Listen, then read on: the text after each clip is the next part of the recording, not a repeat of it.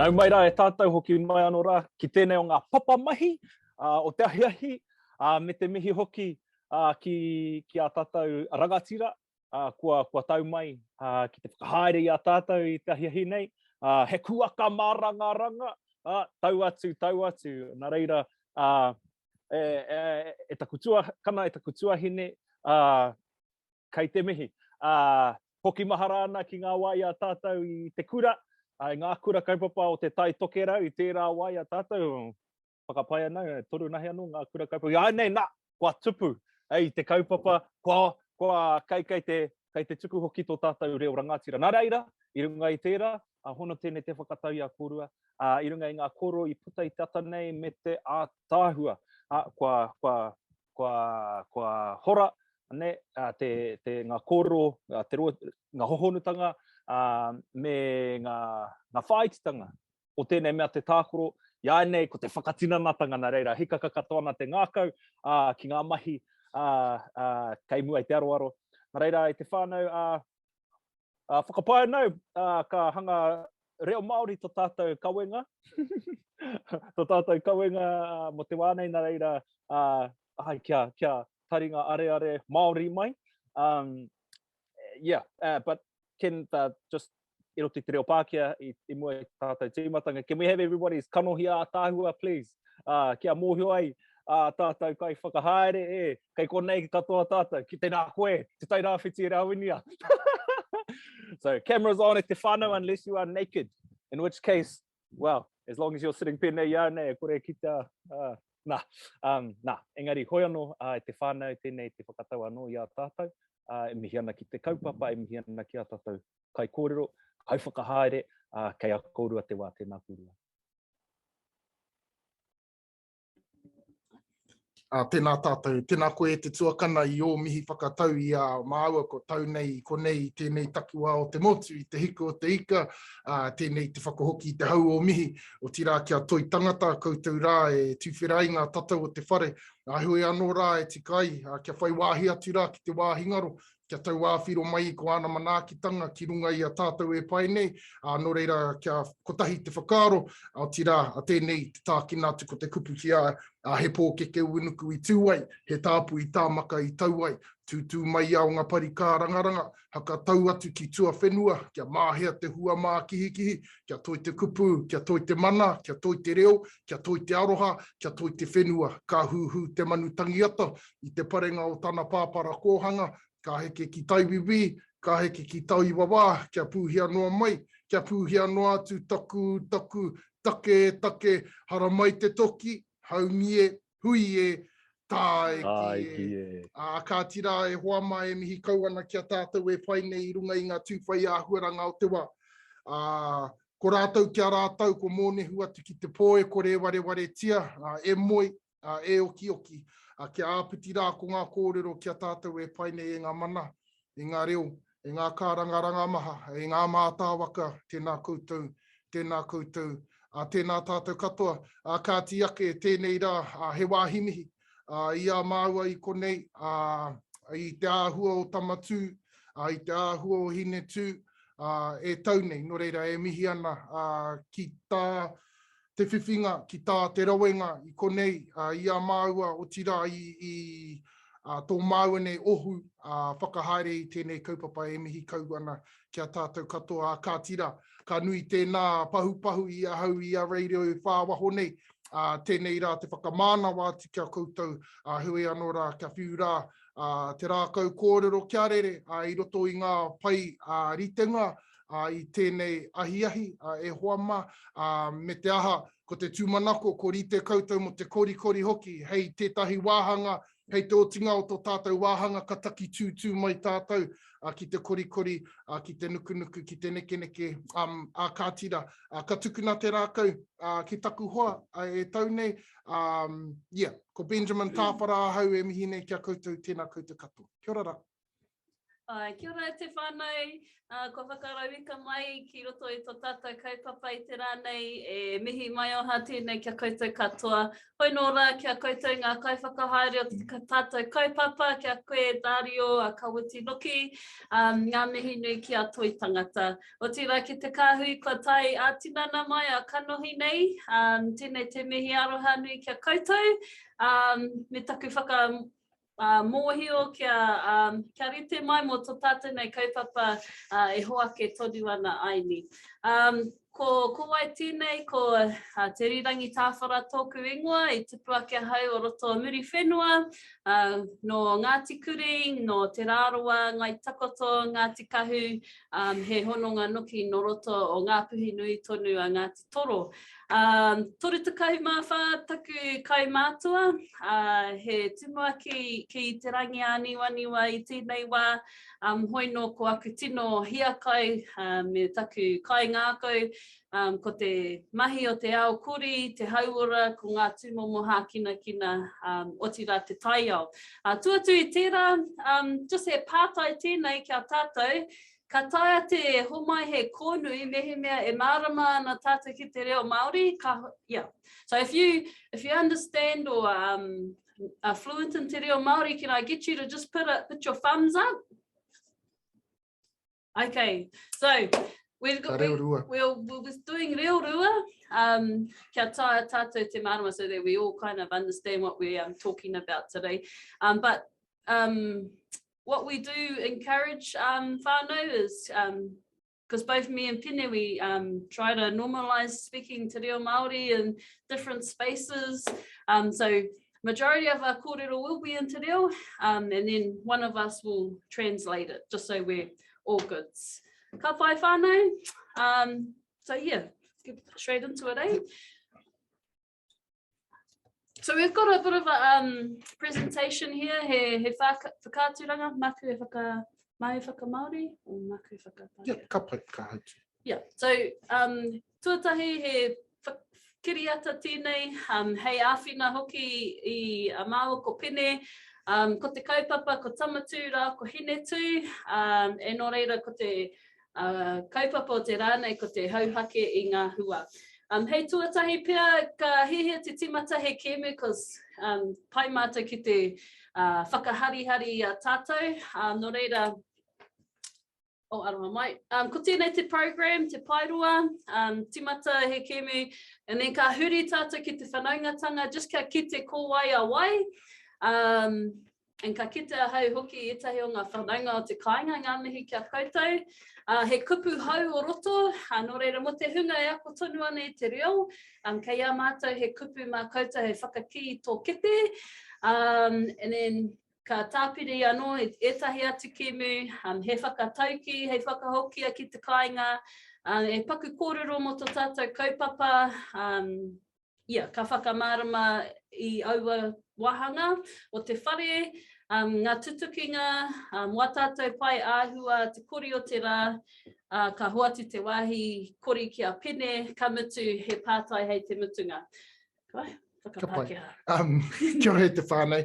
So yeah, just for our program this afternoon, as you can see, we've got a pretty jam-packed set for us today. So hopefully you guys are looking forward to it. And I just want to reiterate that at the end of our session, we're going to get up and do some kuri. So put that seed in your mind at the moment. And from here on out, we'll go through. Ngā rauemi, ka pai, te wai ora pai.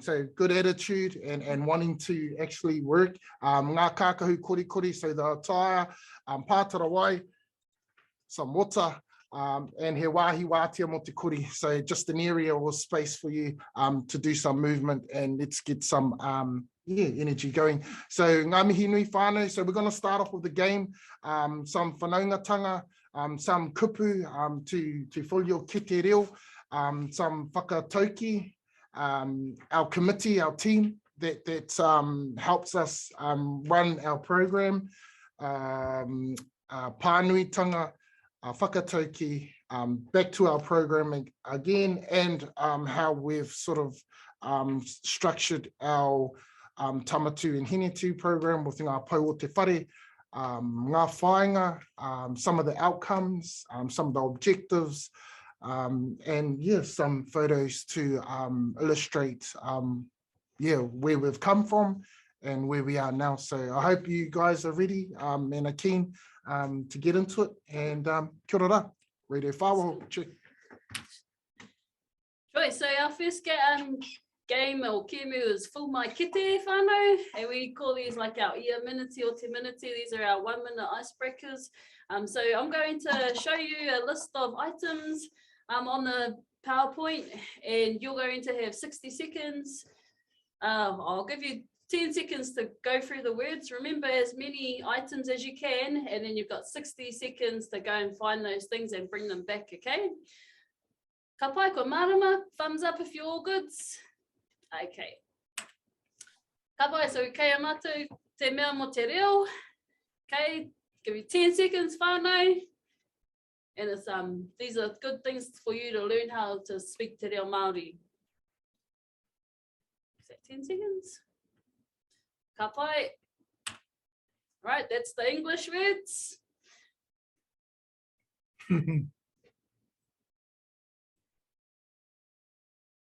Choice. Your 1 minute starts now. Timatai nai nei whānau. Te kaha whānau. Tiki. Oh, it's tiki. Papa, Tama Tū.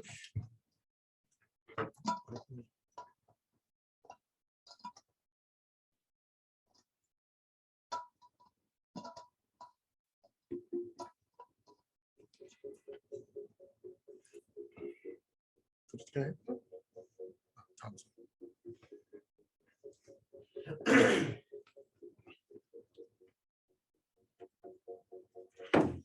they got to use their memory.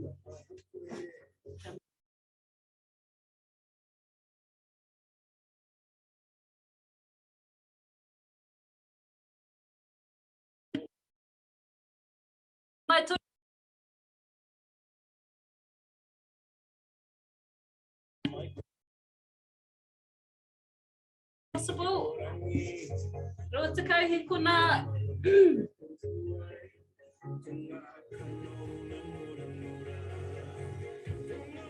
Ai, te kau.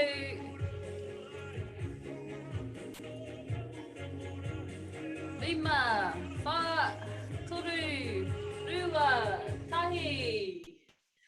Ka pai tātou. Nō reira, ka huri haere tātou I te hui topa. We're going to go around and you're going to show your items. I'm going to say the kupu, and if you've got it, you're going to bring it up and then you're going to keep count, okay, of how many things you're able to tick off your list.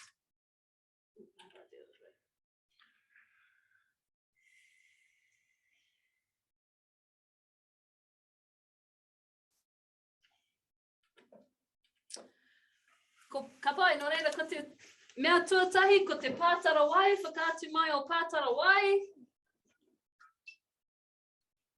Choice, ka pai, ko te katoa I tutuki I tērā. Tōkina. Ka pai, pānei. O, e mau ana tāre, ka pai, mara. Oh, yeah, wai tāwhai, ki te ai hoki I tērā. Ko tērā te mea tino Māori ake nei. He kai hauora.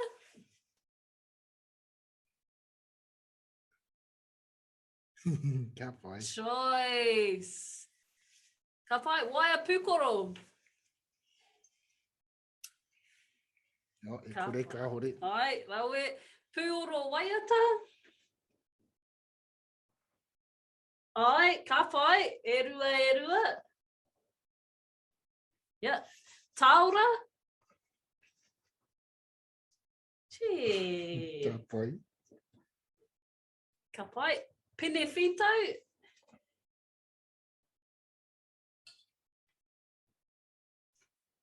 Ka pai. Peke taura. Oh, ka pai tārio. Yeah, mahi tika ana rāwinia. Hiki taimaha. Uis. Yeah, ka pai Leanne. Ai. Oh, te tangata pere tēnā. Ahoma. Kei te kura. Right, Papa Ma.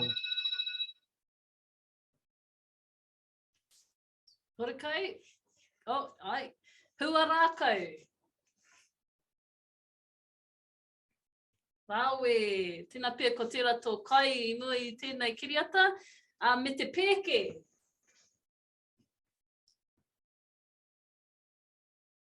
Ka whai Nei whānau. te, ka whai Niharo. koutou. Rawe. Okay, ka huri haere and ka hehia te whakātu mai I tō nama, ne? No reira ka timata ki a koe, ka witi e hia ngā mea I tutuki te kēmu nei. Oh, waru pia. Waru, ka pai, Ai. Dario, E iwa. Iwa, ai, Tō, e whakaihu tō waka. ana Dario I tēnei wā. Tony, Oh, waru. waru, ka pai, Rawini a Kingi. Te kau. Te kau, ka pai. Rawini a Everett, kia ora sis. E whā! Wow, kei te whae tuahine. Ka whae ka huri ki a koe a Bea. Wha, ka whae. Kia ora whae Tracy. E hea ki a koe. E rima? E rima, rawe. Yasmin he? Aroha mai. Hi, Yasmin. Hi, kei te pai. Ono e whitu rānei. Kia ora. Hi, Stevie. E waru. Waru, Puffy. Waru. Waru, ka pai. Kia ora sis, Jordan. E he ki a koe. E rima na ke. E rima, kia ora mama. Leanne. Waru. Waru, ka pai. Levi? Levi, Rima. Rima, ka pai. Kare te tino kite a hau I a Jason. Ono. Ono, kia ora Ka pai, Jason. Tūroa. Karepe e whakarongo ko ia te kai hautu o ngā Oh. Zoom katoa. Ka pai. Beautiful. Kia ora tūroa. Renee? Renee? Oh, Raven. Kei reira koe?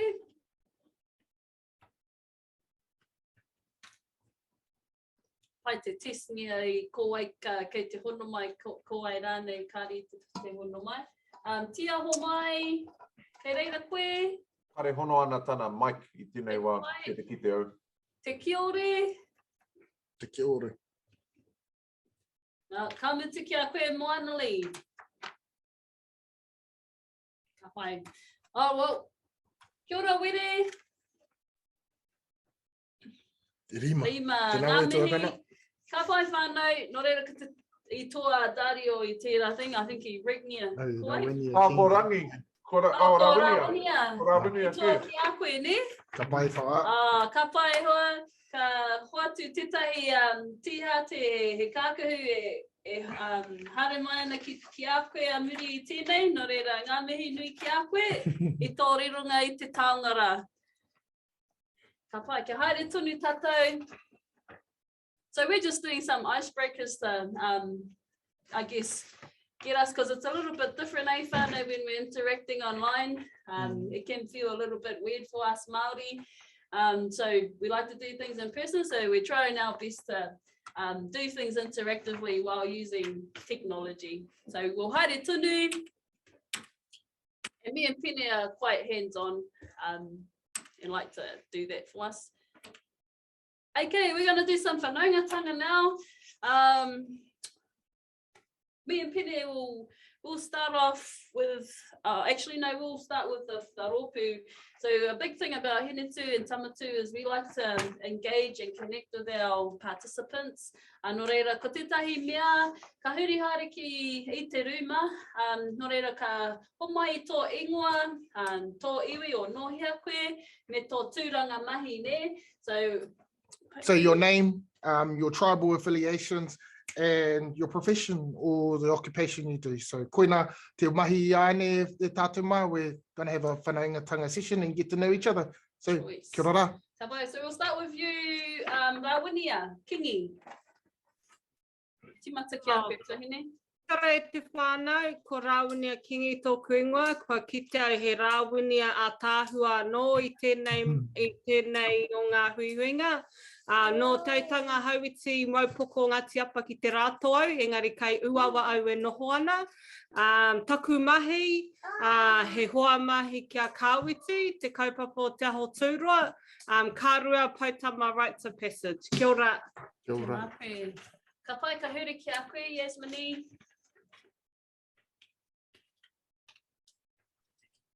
Kia ora tātou, ko Yasmin taku ingoa, he uri ahau no Libya, he Bedouin o ka tūpuna I te taho tōku pāpā, ko Orfi te iwi, he uri ahau no Irirangi no Kōtirani hoki te taho tōku māma. I tēnei rā, ko au te kaitā mō tēnei hui, he live illustrator ahau. Ka whakarongo au ki te kōrero, ka tā, I ngā mea katoa te wairua, te ahua. Ai, ko mutu. Kia ora. Ngā mihi. Ka huri ki a koe, Jordan.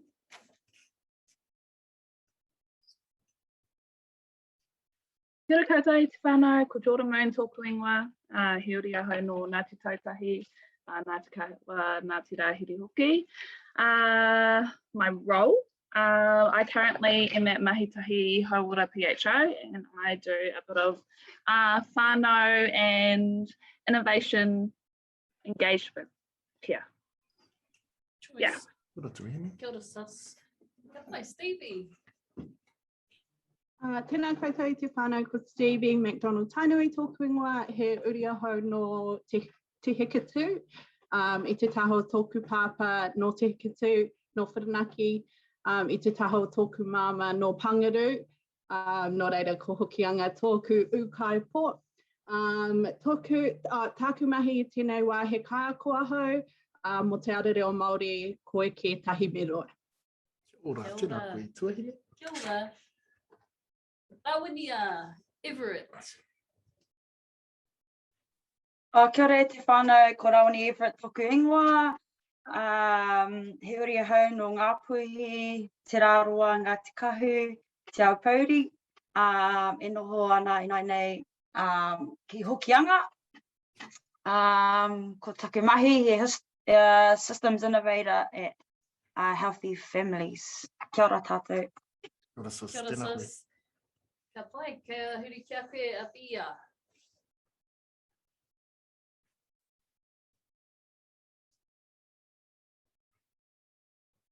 Can you hear me? Ai. Kia ora koutou. My name's Abby, and the A is for my surname. Abby.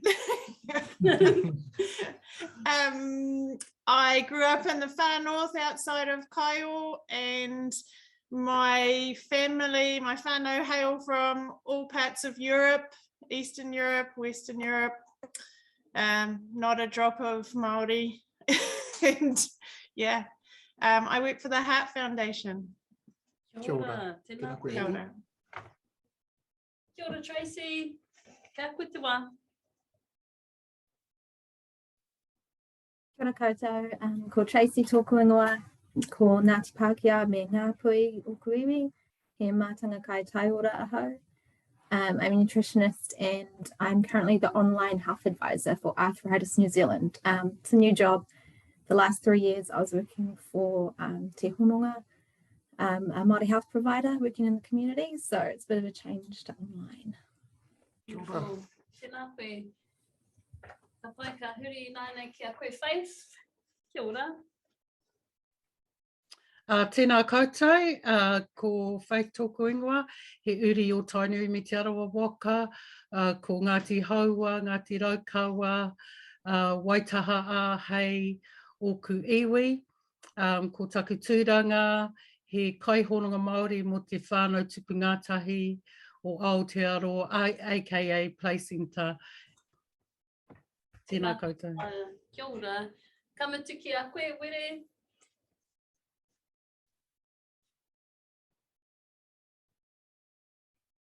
Kore tā te rongo pada. Raru ana tō oro ai. E pai ana, kei te pai. Pato mai kas. Pato mai ma pene whakapāho atu. Ka pai ka huri ki a koe tawhi. Kia ora, ko Tawhi Tū tōku ingoa, he uri ahau no Ngāti Wai, no Ngāti Kore, Ngāti Kura, and Ngāti Rehia. I'm a systems innovator for Healthy Families whānau. Sure. Awesome. Ka pai, Levi. Kia ora te whānau, ko Levi Tokumoa hau, ko Ngāti Kahununu tōku iwi, Te Reo Pākehā. I currently live in Queensland, and at the moment I'm currently in Sydney. So, and I work in technology on technology projects. So that's my background. Ngā mihi. Kia ora, Levi. Ka pai ki koutuhi ake. Ka pai, if anyone else wants to say who they are, by all means you can do that. Māku. Kia ora koutou. Kia ora. Wai tēnei he uri tēnei no te rua Waikato i te tātaku whaia, Ngāti Haua ki te rātou pito. He hononga hoki ki Waima. No reira hoki anga whakapau karakia. He uri hoki tēnei o ngā wairere o tēnei o ngā tōpito, ngā puhi te mahurihuri ki te rataha. Whakawhiti atu ki te hauraki, he hononga ki reira. O te rā taku kuia, kare ware ki aia, tau mai ki tō runga pōti rino no Kotirana. So awa, pēnei tāna rahi, kiri mā katoa, pēnei taku kraua, rahi raua, ka puta ko tēnei, ko tāri o te ingoa, no Chile te ingoa, engari whakapapa Māori Kotirana noi ho. O te kai whakahaere matua ki Toi Tangata, engari ko taku tūranga matua he pāpā. Ka pai. Kawati.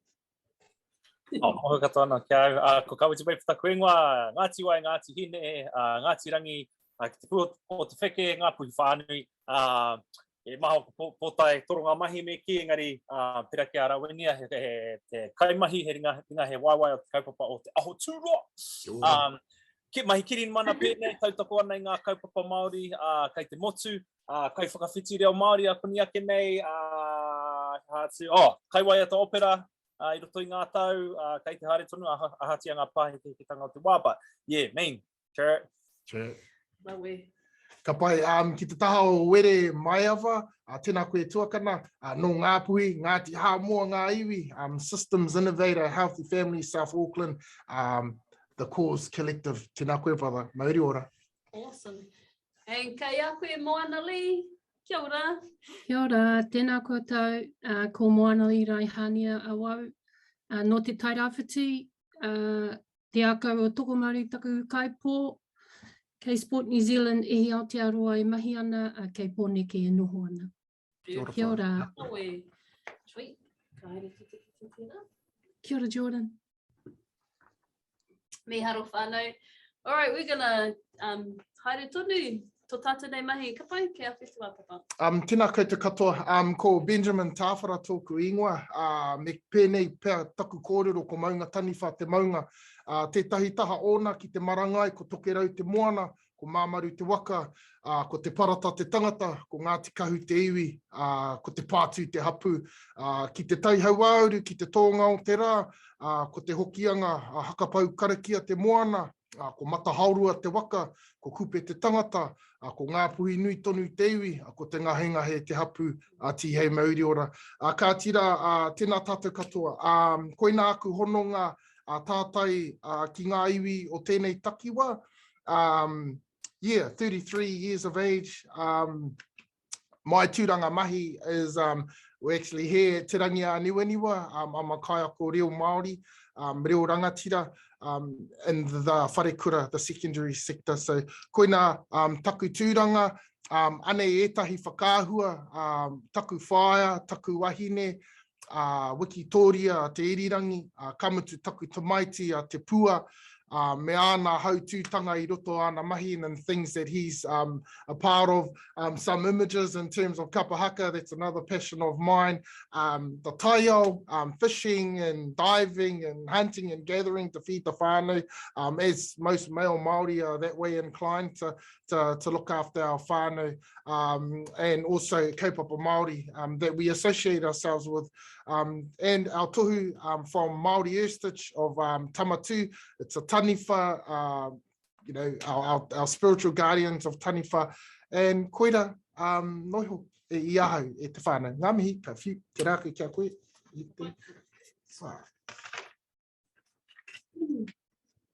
Kia ora whānau. Anō reira, I tupu ake au o roto o te pā parore I raro I ngā rekereke o taku kaumātua o taku karaua a rapi hopi hana. Nō reira, I mārena hoki, I kuraina ngā tahi mā ko pene, ki te rangi a niwaniwa. I mārena mātou I te rua te kaumārua tō tātou kaumātua. Ko tahi noa tō tātou tamaitia te pua tawhiwhi rapi teira tāwhara. Ko aku tino kaimanoa ko te hoi waka. I ahau e tupu haere ana kahai te kōtiti te mata o te whenua I te ao noki. Mō ngā mahi mo te waka ama.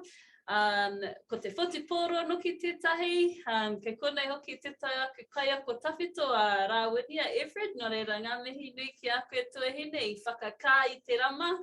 Anōra, ka tahe anō tātou kua huri ki te ao o te whitirau, ki ngā tūmomo kori tinana, te CrossFit tērā, te zoo, I think kua nui ake te whātau I nei, kua noho ki raro I ngā pokawhiwhi o tō tātou whaia, Amy Tipania, tētahi o ngā toki no roto o te tai tokerau. I roto I ngā tau, ko te take I hono atu I ngā kaunui ki tō tātou kaupapa Hine Tū.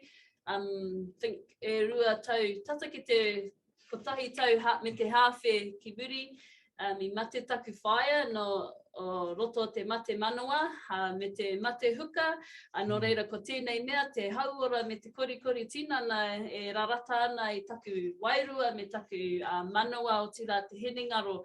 Anō reira ka hua mai ko tō tātou kaupapa ki raro I a Tama Tū, and ka kite tātou I ngā hua e hare ake nei, anō reira ai. Koia ko tira he taku kōrero noiho, hoi no ko te mea nei ka taia tonu tātou te tūhono ki a tātou, no reira, ngā mihi kia koutou katoa. Ka whai haere tonu? Sweet, so we just got some kupu hau whānau, kia puawaia, I think, I te reo Māori, no reira, ia koutou o pene me tō puka, try and write some words down so we can incorporate these into our daily lives.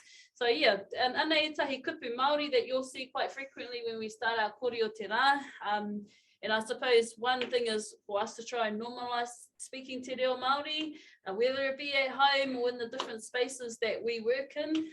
Yeah, just try and use them as much as we can.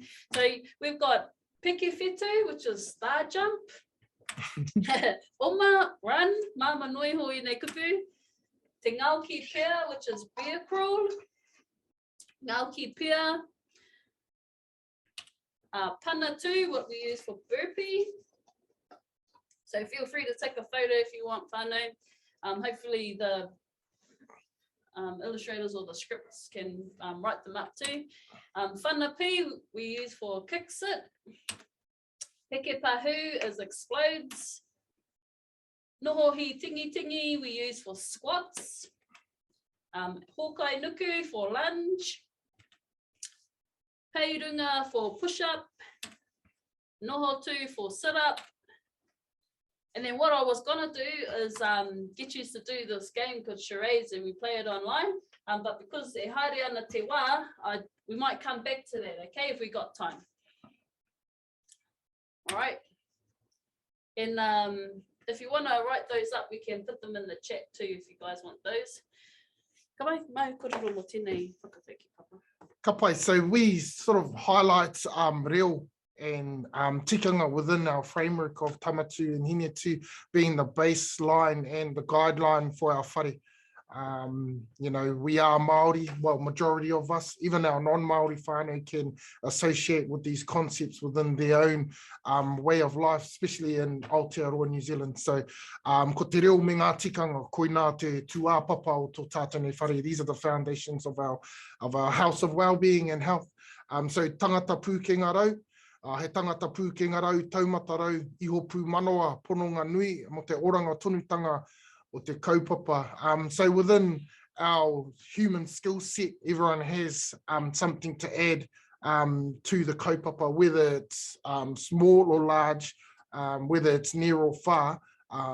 Every particular individual has something to bring to the table. So we highly encourage our members within our movement to have that self-belief, and to gain skills and go out and get the skills that they are passionate about. And, you know, living life to the fullest and having those passion projects and side hobbies to be a part of and to strive to achieve for greatness. So, you know, the concept and theories from our tupuna and from the atua in terms of a Māori worldview are very relevant today.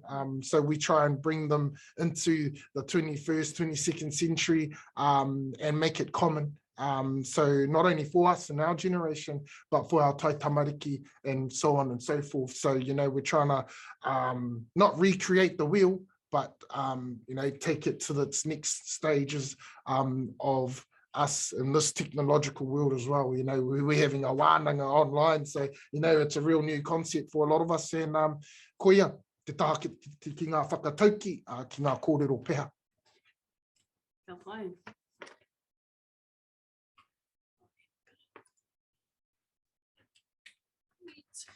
So ka haere tōtika ki tō tātou komiti whakahaere and ka mārama hoki, you know, e hara he tōtaki tahi, he tōtaki tini ki. So beyond just me and Pene, we have a team of people who support us in this kaupapa. So Tama Tū, they have their own komiti whakahaere. Pene's the founder and one of the leaders. We have John Bristow, who takes care of our kore and our kai for the boys. Oh, you should say this. Oh, yeah. So Billy Harrison, he's a master carver and, you know, a skill set in himself. You know, he's heading the Ngāti Kahu Sharks in terms of the TRL and the league sector. And also, you know, I think the cool thing about the bros is their wahines are part of Hine Tū as well. So, yeah, we're focusing on our individual selves. However, we're focusing on the couple in terms of the pāhara keke, and so it filters within the kāinga. So yeah, koira te tiro Tama Tū e hoama. And Irina Harrison, sorry, she's our admin. So, you know, we've found with the brothers, you know, we're not really savvy with the computer stuff and put the Canva together and, you know, all that stuff. You know, we're good with our mouths and we're good with our hands. So, koina tā mātou pūkenga, ka mutu ka waiho mā ngā wāhine, hei whakaniko, hei whakarāke i tō tātou nei whare. We try, we do, you know, we don't want to sort of say, oh, yeah, mā ngā wahine tērā. No, we do try, but, you know, something that takes them 1 minute takes us 1 hour. So, you know, we're trying to be efficient with our time and our energy. So, koina te tira o Tama Tū. Cool. And then more Hine Tū, noku te maringa nui kei a haui Gina Machu, he tuahine whanaunga noki no roto o Moti Kiore. And she comes with a CrossFit background. She also has a tohu in fitness and nutrition. So, yeah, we've got a caliber of skills within our rōpū that help bring Tama Tū and Hine Tū to life. We also have the sis, Tiana Machu. She works for Hāpai Te Hāpai Hauora. And yeah, she brings a wealth of knowledge too that helps us with creating all the digital imagery that you see for our kaupapa as well. So yeah, that's pretty much our komiti whakahaere. Ka pai, and the whakatauki that we coined for this is e hara taku toa I te toa taki tahi, engari he toa taki tini. So, you know, like a lot of our kaupapa, and I just have a look at the people that are here at this Zoom hui, you know, use all movers and shakers of your own kaupapa and understand the importance of having a good collective behind you to help drive your kaupapa. So, you know, and trying to work efficiently with your time and your energy. And because, you know, when you've got your own whānau to cater to, it's really sapping. So once, you know, when you've got a good team and a solid sound team around you, man, you can do anything, you know, you can do absolutely anything. So yeah, this is the komiti whakahaere mō Tama Tū me Hine Tū. Sweet. Ka pai, ko tēnei tō tātou kaupapa, te orokohanga o tō ka tātou kaupapa. So basically, he wiki, wero ono wiki, te roa, hei patu i ngā take hauora, mai te whare haurangi, we say, ki te whare hauora, and it's pretty much the kaupapas come from true adversity, you know, has come out, but our biggest triumphs and the biggest celebrations for us too. So yeah, I'll get Pene to have a talk about it because he was the founder of the kaupapa, and then Hine Tū came out from it. So yeah, mana tēnei kōrero. Yeah, so kia ora whānau. So like all realities of things we face within our life, you know, whether it's grief, trauma, hardship, pain, you know, these are usually the concepts that kickstart something into a new evolution of being. So, you know, from the bear shed, like Te Irirangi said, from the bear shed to the gym. So, you know, it's about looking within oneself and making changes for yourself and leading by example for your people. So, you know, going through a time of hardship, you know, and it's not just us, and this is, it's not to compare to anyone, but, you know, when our whānau are out there overindulging in whatever it is, you know, it might be kai, alcohol, drugs, these things are, they hinder us whānau, and, you know, it might not be anything in terms of consumables, but, you know, when you overindulge in something else has to give, whether it's time or energy. So, yeah, I started with myself, with Tama Tū. You know, you can't go and expect people to follow your lead if you ain't leading by example. So, you know, I set my own self a 6-week challenge with just healthy eating, no alcohol, no cigarettes, no nothing, good regimes, good routines, and seeing if I can test myself, because if I can't do it, then how can I expect anyone else to do it? So I managed to do that first 6 weeks for myself, and I just documented my own journey in the Facebook platform and just put my stories up and my pānui up. And from then, you know, when you lead by example and the power of influence, you know, you get a lot of people that are keen to jump on the waka. And koia te timatanga, te pūtake o Tama Tū. And so now our shed is, it's a gym now, and we're always, that's our new hit. That's the new hit whānau, is to go and have a korikori, whether it's a oma, whether it's a hikoi, whether it's, you know, anything active, that there is the new dose of what we do. And so ko tikina e nei kōrero, tēnei whakatauki Tama Tū, tama ora, tama noho, tama mate. So he who stands lives, and he who sits perishes. So basic concepts, but you know, quite hohonu as well when you look at it and apply it into the certain types of things that we do. You know, and when you're associated with a lot of kaupapa, you need energy. You know, you need energy, you need focus, you need that time.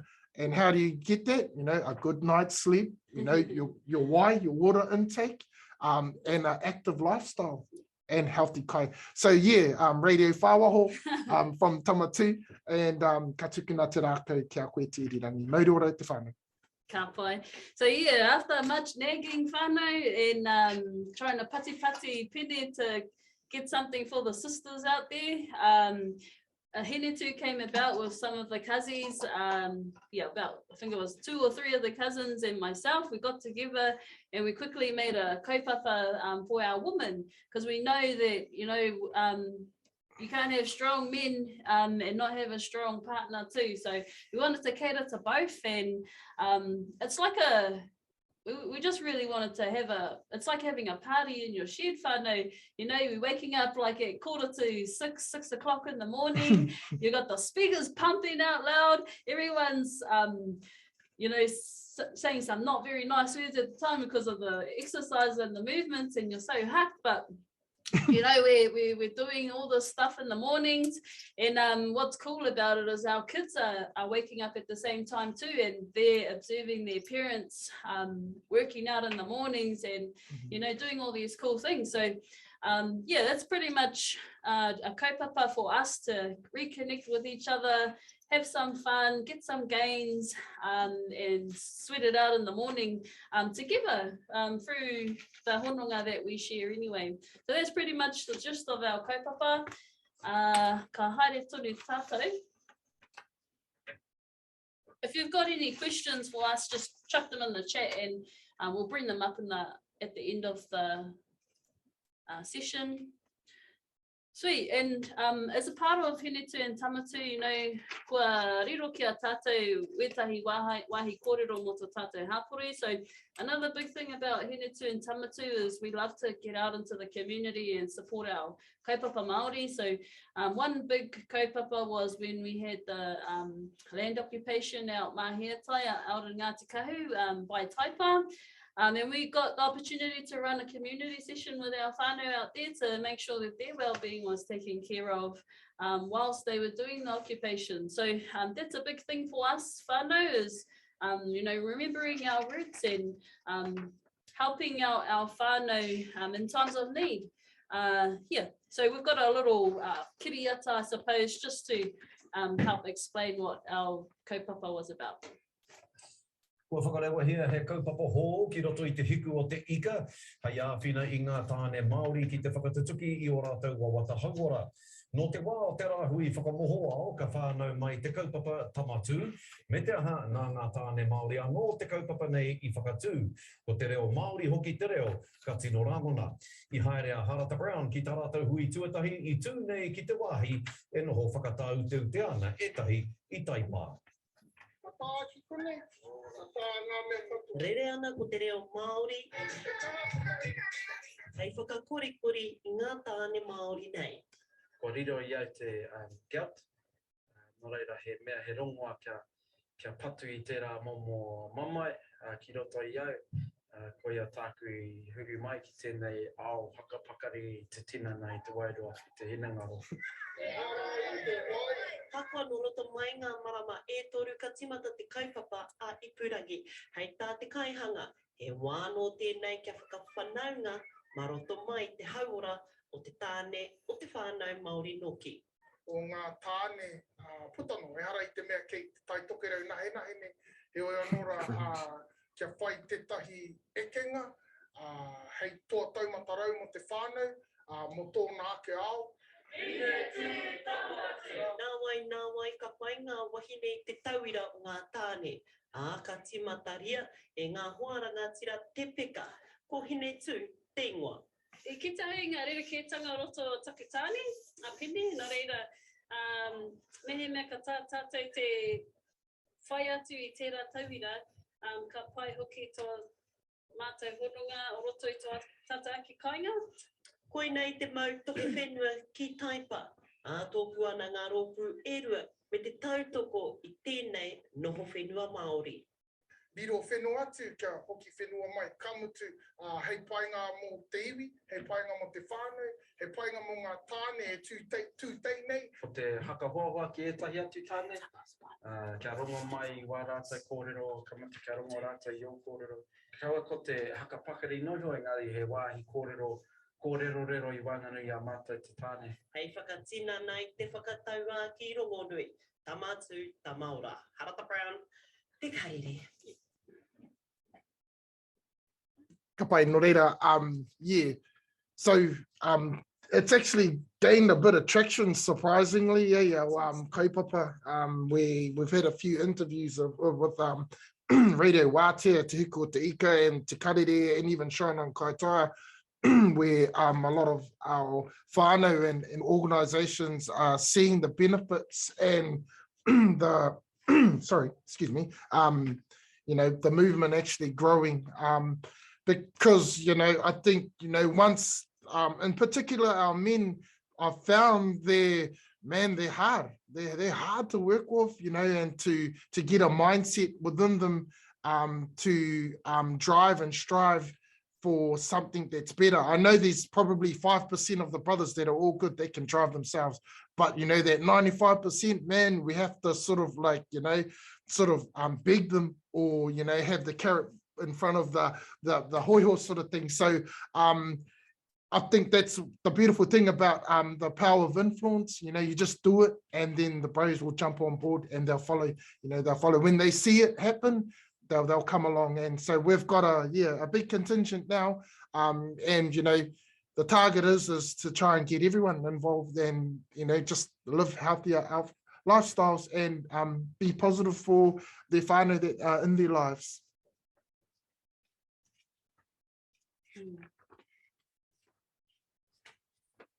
Ka pai no reira, he whakatauki anō tēnei ko tangata mai atu āhua, so we try to incorporate a lot of whakatauki in here to remind our members when they're going through their kaupapa of their strengths, and some encouraging kōrero. So we've got one that says, he tangata e kaha whakapono ana ki tāna e mōhio ai e kore amuri e hokia. So it talks about a person who believes in oneself and is unstoppable. So we're really big on the encouraging and that self-belief and giving our whānau confidence, to be strong and to do well in life. So he kōrero anō tērā. This is our pairua. You'll see the photos in the background, ke muri tātou. It's like a screenshot of our Zooms that we have. Just recently, whānau, we had 68 wahine join our kaupapa, and we had about 25 tāne. So, you know, the kaupapa it is growing, and I'll be honest with you, this kaupapa is done purely on aroha. We don't have money, and not that we've always depended on money to do things, but majority, we have a small fee that our whānau pay, but majority of that money goes back into the kaupapa itself to get some cool prizes at the end. So this is what our pairua kind of looks like. Our I akomanga, we do it on hui topa.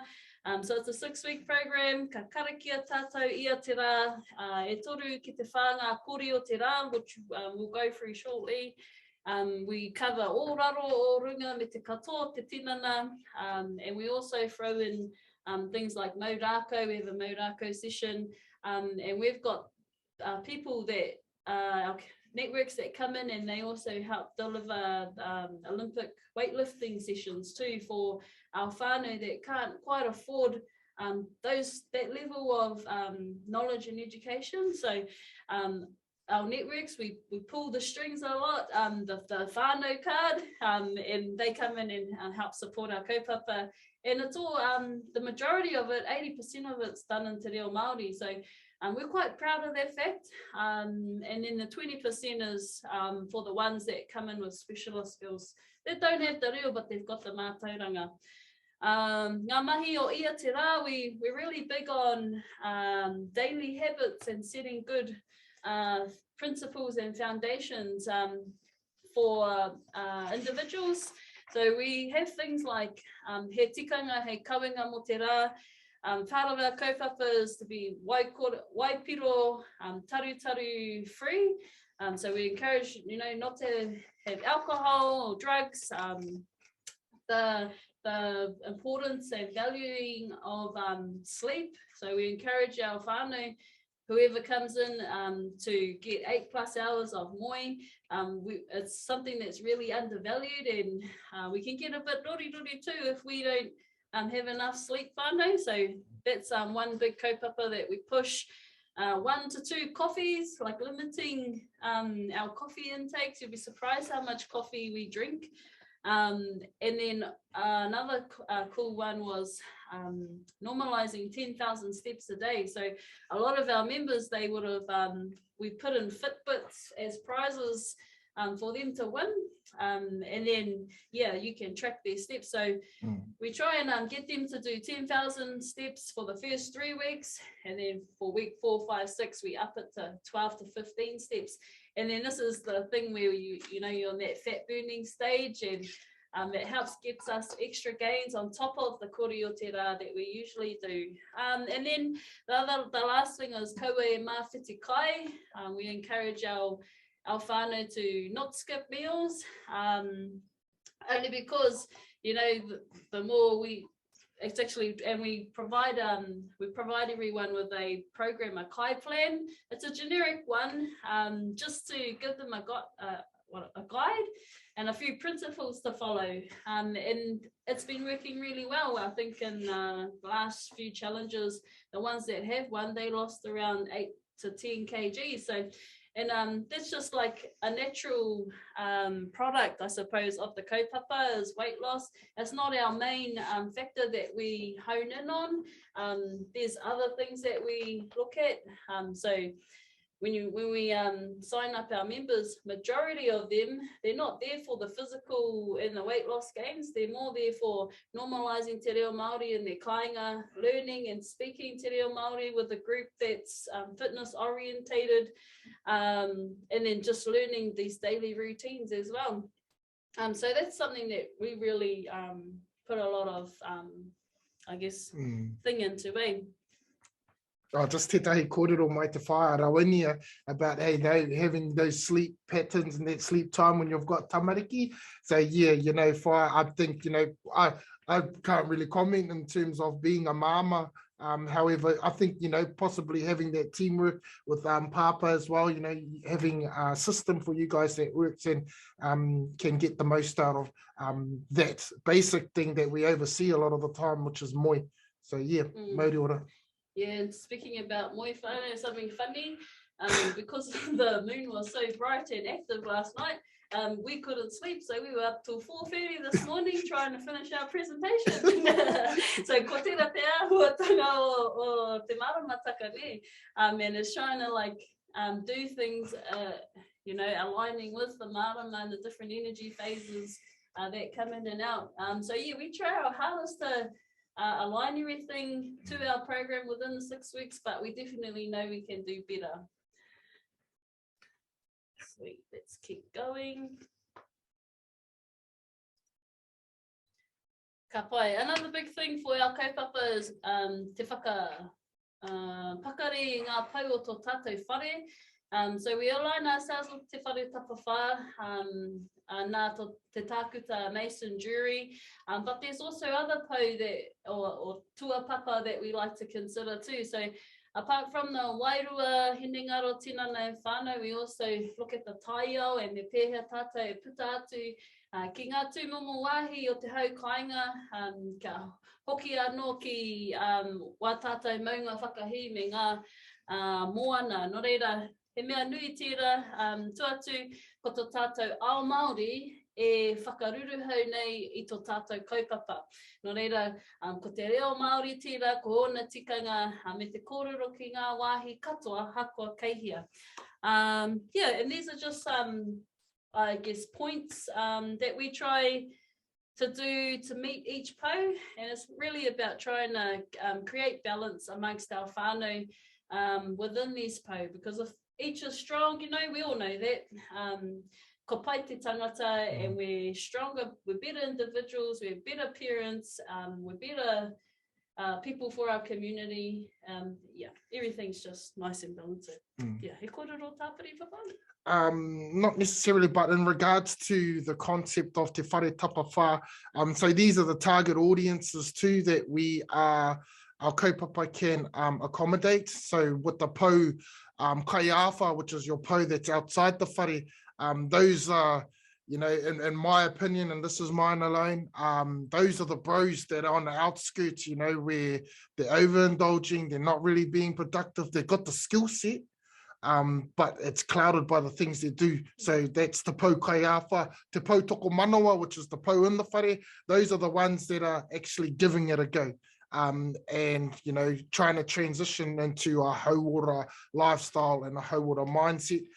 Te Pau Tuarongo, which is right in the house, those are our movers and shakers. Those are the, I call them micro influencers. You know, they've got a lot of influence within their circles and they're already walking and talking the talk, you know. So we try and tap in within our skill sets within our communities to get them on board so they can drive and try and bring more people from the Paukaiawha into being Pautoko Manawa and then hopefully being eventually Pau Tuarongo.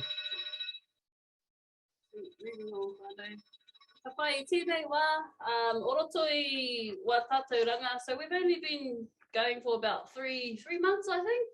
And the kaupapa's already grown. We've been able to do, I think, Tama Tū's done 3 taua at the moment, and Hine Tū's had 2 ranga, 2 intakes. I think to date we've had over 150 registrations. Ngā rehitatanga mo tō tātou kaupapa. And then we've got our next intake coming out in May to help align with Matariki.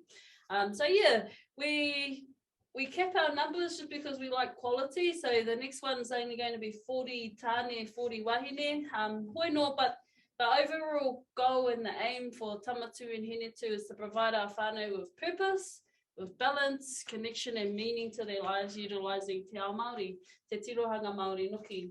I think getahi moi moia and whainga for us is we're going to try and grow our kaupapa. We want to do 5 intakes per year and have 400 members annually. And we'd like to see this grow in each hapu and rohe, you know, so that we can see a Hine Tū and a Tama Tū and help build our hapu and our whānau grow their own kaupapa inside their own communities. We'd like to set up our own headquarters up in the far north and establish similar models. We're looking at trying to get our own app going and have something mobile for us to use. And yeah, and just to grow our members to become certified tutors. But yeah, there's so much, I suppose, dreams and aspirations that our kumiti have for our whānau. Also our whānau Māori, nā runga I te mea e tāmi ana and he nui ngā taimahatanga ki runga I a rātou. And we were doing this all while trying to hold down our full-time jobs. So all of this mahi is done outside of between the hours of 5 and 6:30, and then we've got after hours, which is between 6 and midnight.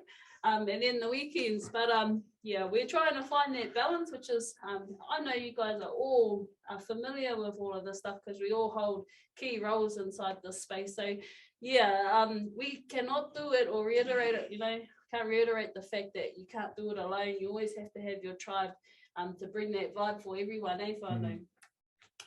Cool, so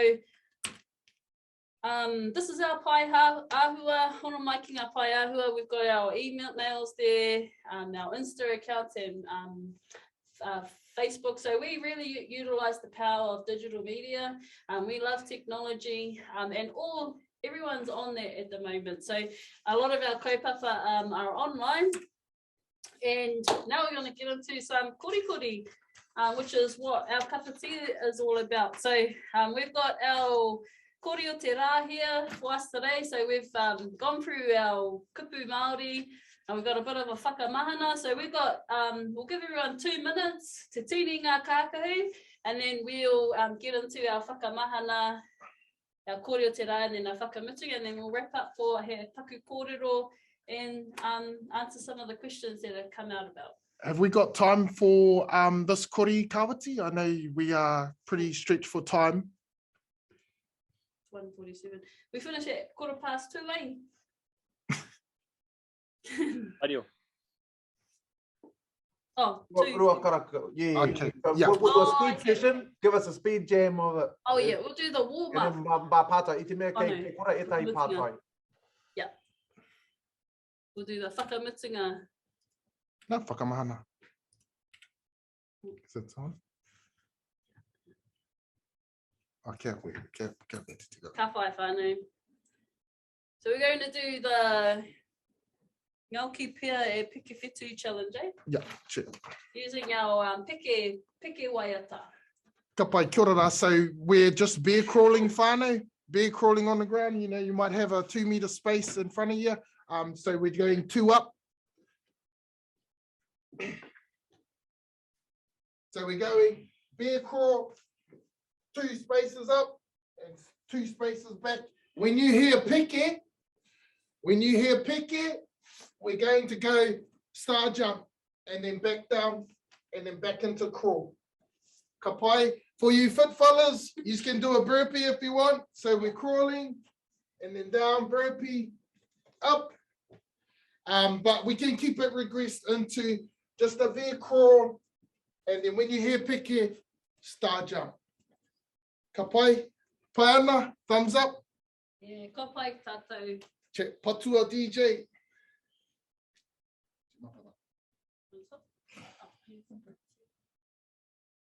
Kia rite mai whānei. Ka pai, kara piua.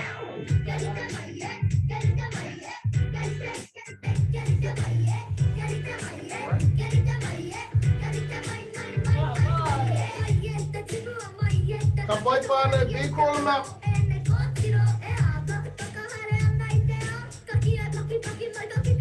Keep it up. Ka pai whānei, let's go. Here we are. Here we are, star jump. Star jump.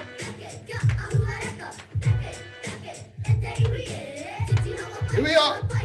Yep, back in. Ka pai.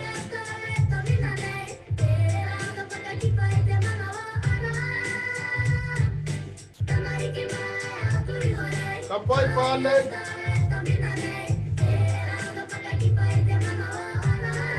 Ka pai, keep it up, let's go. Yeah, ka pai ngā tamariki. Ka pai whānei. Keep it up.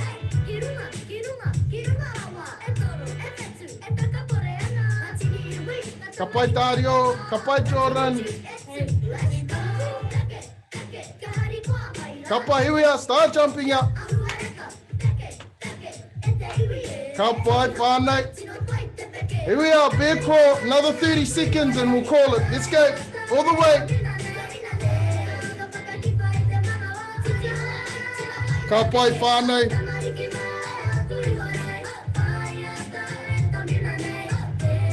Miharo. Here we are, 10 seconds and we'll call it. Here we are, 5, 4, 3, 2, 1, yeah! Ho mai te paki paki. Come in, bring it in, get a touch. Get a touch, whānei. Tukina te mairi. Mairi ora whānei.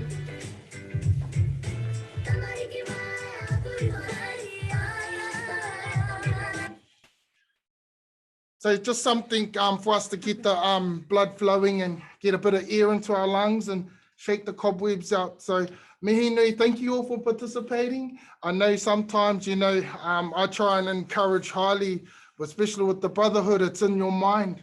You know, it starts there. You know, once you're ready to win in your head, man, your body will follow and you can do and be whatever you want. So ka tīmata I konei, I te hinenga rorano, e whakatō ai tētahi kākano, and the belief in yourself, you know, believe in yourself, love yourself, and, you know, permeate that across the people who you're with, you associate with, and, you know, it works wonders. I've got one more coin phrase, which is, it's a lifetime warranty. Tama Tū and Hine Tū is a lifetime warranty and 100% guarantee. There's only one condition, is you. So thank you all, whānau, love you all. And I think we've got a time for some pātai.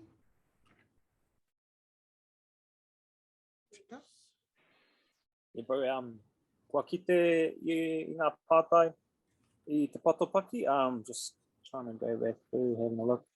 E te whānau, if you've got a pātai or if you've written down a pātai, maybe just unmute yourself and pātai hia te pātai. Hei tīmatanga ke, I was just going back to kia kurua. No, a kurua whakaro mo te hine me te noho puku, like integrating the noho puku, te kore kai.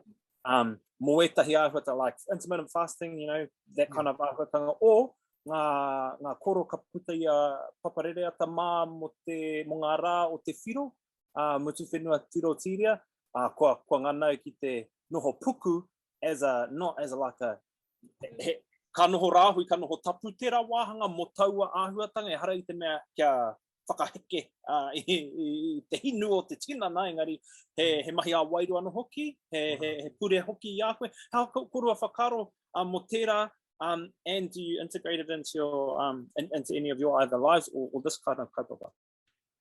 Yeah, in terms of nutrition, you know, hara tērā taku tino pūkinga, but, you know, he noho rāhui nei te tangata, if they are that way inclined in terms of, you know, the fasting and noho wāte ana, noho puku ana, I highly recommend it.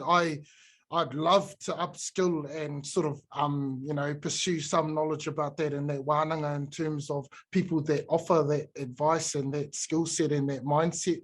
I like the tupuna diet because, you know, the kumara, the tāmure, you know, koira taku aronga, I look at my tupuna and how they lived and the nutrition and the diet they lived in.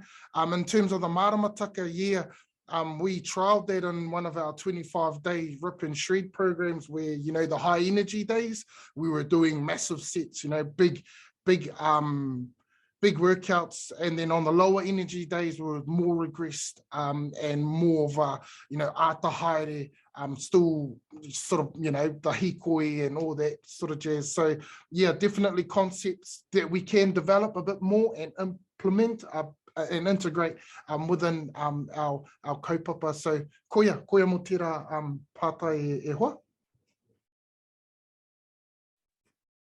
Anyone else? Kia ora. Sorry. I just wanted to ask, do you have people who are, like the people who are joining you, are they already a little bit fit? Or do you have people who are really not, or maybe really big? Yeah, patai pai whae. So we have a range of people that join our kaupapa. I think our youngest would have been 16, 17, and the eldest was 64, which was my papa. So yeah, we try to cater to the many year groups. So this kaupapa is of people of any age, any abilities, any skill sets, body size. We kare to discriminate ne. So we just we try and regress as many of our things for our whānau if they need it, but the majority of them ka patua I tēnei mea I te whakama me ngā mahi o te kori, which is really cool to see. So yeah.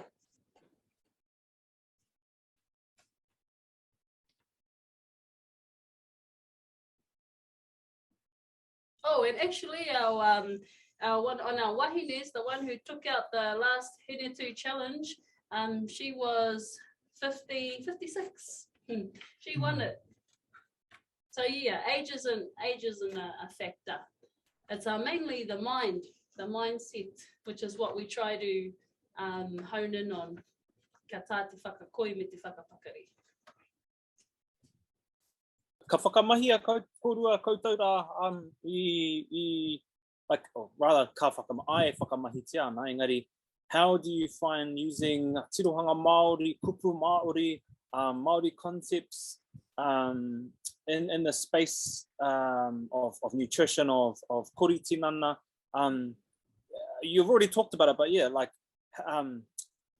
because it's really exciting, ki te kite I te reanga I a tātou, you know, ka haere ki te ao, ka kimi, ka kukohi ngā mātauranga, and ne ka hanga hurihia ki tā te Māori tirohanga, kupu Māori, he a tāhua te kite, engari, how's that process been as kai whakarau o rā reo? Yeah, it's lovely, you know, when you're saying, you know, when it's a passion, eh, brother? You know, when it's a part of your life and you love what you do and you know, you want to see your whānau win, you want to see that individual win, you're willing to go over and beyond. So using the reo and tikanga concepts is a natural thing, especially for ourselves and our upbringing. You know, we've come through the kohanga reo, the kura kaupapa movements, so it's a natural thing. So trying to relay that to the others we drip feed it, you know. Sometimes it can be too much, you know, too much kai, and then the rangirua, and the next minute, oh, no show. But, you know, we just try and incorporate it through our korikori and through the brotherhood. It's the brotherhood that we're trying to create, and that camaraderie where we hold each other accountable. And, you know, within that collective, it's so powerful. It's so powerful because the brothers bring their own flavor and their own flair. So each toa from 1, 2, and 3, it's been the same program, but it's been a different mauri, a different wairua, because all the brothers that bring these skill sets, their experiences, their knowledge, and their advice for each other. So yeah, te reo and tikanga is a big thing. Yeah, and that's probably one of the main reasons why we're so passionate and we don't mind doing it for free, is because ngā kaunui ana tata ki tō tātou reo rangatira me te ao Māori, and we're just trying to create cool spaces and places for us to vibe in, and being ourselves, and encouraging others to jump along on the journey with us. So yeah, apart from the haura gains, we're getting all sorts of other gains as well. So yeah, ngā mihi whānau. Kia ora, tautoko ana i tērā. I'm already a converted korikori. You know, up 5 a.m. Wiri te kia koutou ki te korikori I ata wera tu momo, and you see your babies getting amongst that as well. You know, at home, the worst part of the day is trying to do mobility and stretch, and you know, you become a jungle gym. So he momo tākoro tērā ne. So the playground is your babies climbing all over you, but they push you into the position that you need to get into. So you know, he hauora I roto I tērā hoki.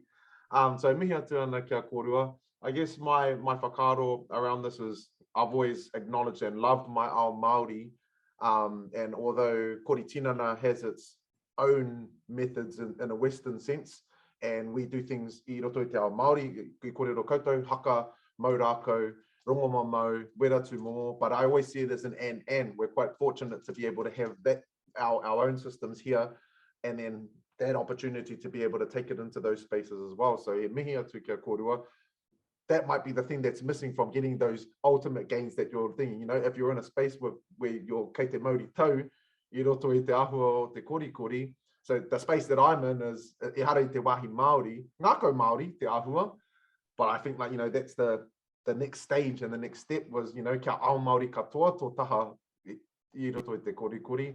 I reckon it will elevate a lot of our whānau up to another level. So mihi atu ana kia kōrua. Yeah, and I suppose just say kōrero mutunga mo tātou. We've got a whakatauki that we'd like to finish our intakes with, and it's kei tukua te mutunga wiki, hei mutunga haerenga mai. So don't let the end of the week be the end of your journey. E kore a muri e hokia. We don't go back. So yeah, kia mau, kia kaha tonu whānau, keep doing the mahi and doing the do, and we love your guys' work. Appreciate everyone for joining in and linking in with us today. Ngā mihi. Can we take a photo? Yeah, bring it in. We'll take a photo. Hara mai tātou, whakakā mai o kāmera. Korite, here we are. 3, 2, 1. Ka pai, and we're going to do guns up, poos up. Okay, yes, flex us some muscle whānau. 3, 2, 1, here we are. Oos. Nice. Yummy. Beautiful whānau. Have a lovely day. Thank you, Toi Tangata, for having us. Tama Tū, tama ora, hine tū, hine ora, tēnei te taunei, te mihi nei kia koutou, tēnā koutou, tēnā koutou, tēnā tātou katoa. Mauri ora, tēnā kūrua o tira, tēnā tātou, mihi ana ki te kaupapa, mihi ana ki ngā kōrero, ka kapuhi ake tērā whakatauki, man, kei runga no atu.